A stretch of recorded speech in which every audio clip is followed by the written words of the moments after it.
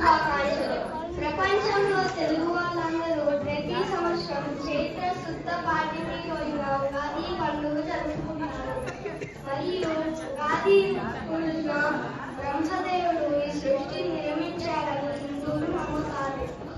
వసంతకాలం మొదలవుతుంది, చెట్లకి ఆకులు మొదలు కాస్తాయి.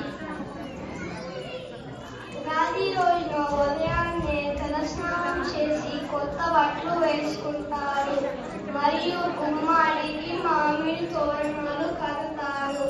షడ్రుచులతో ఉగాది పచ్చడి చేస్తారు. వాటి రుచులు ఉప్పు, కారం, పులుపు, తీపి, చేదు, వగరు.